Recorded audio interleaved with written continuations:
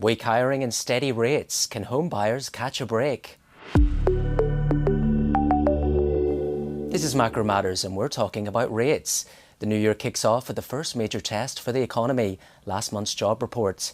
Markets are pricing in further easing from the Fed, but that path is far from certain, and this debate goes well beyond Wall Street. After years of stretched affordability, the housing market is hanging in the balance. Even small moves in rates could determine whether activity finally finds a floor or remains stuck on the sidelines. Odeta Kushi is Deputy Chief Economist at First American. So Odeta, expectations for about 55,000 jobs added in December for NFP.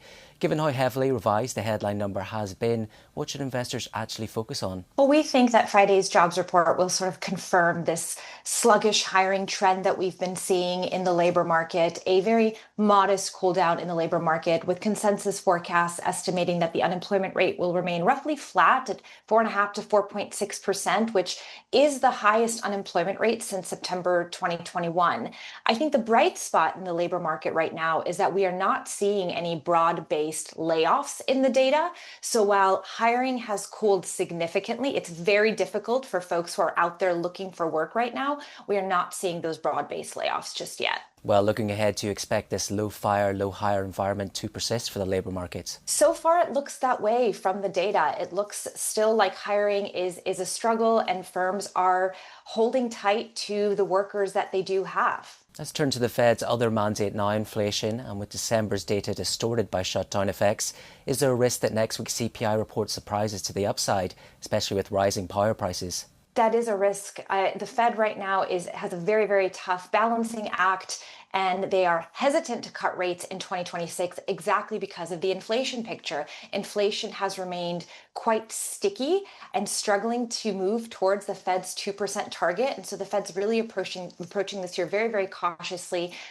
They don't want to risk reigniting inflation, but at the same time, they're trying to prevent the labor market from deteriorating further. And so they have a challenge ahead of them. Currently, markets are pricing in, they're not pricing in a Fed rate cut for January, but certainly that could change if the data comes in not as expected. Well, policymakers are increasingly entrenched. Moran calling for aggressive cuts versus Barkin comments this week remaining cautious. What would actually push them out of their camps? Certainly, if the labor market data, if the jobs report, for example, comes in significantly weaker than expected, or if economic data shows that the economy is deteriorating faster than expected, we could see more aggressive rate cuts. Conversely, if we see inflation re-acceleration, you might not see any rate cuts this year. Let's turn to the housing market now, and mortgage rates just fell to September 2024 lows, but most forecasters still see rates ending the year around current levels. Is sluggish simply the new normal for housing? Well, even stable mortgage rates are good news for the housing market. We're currently entering 2026 with mortgage rates at their lowest level in over 3 years. Affordability is at its best level in over 3 years.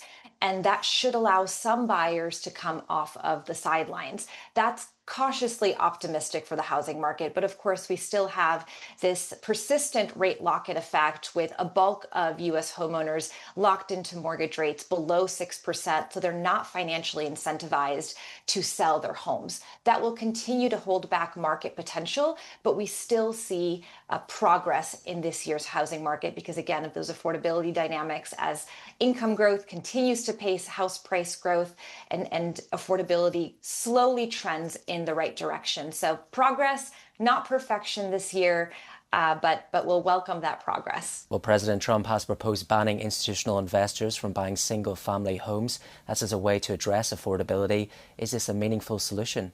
Well, it's always nice to see attention being paid to the housing affordability issue. It is a key issue in this country.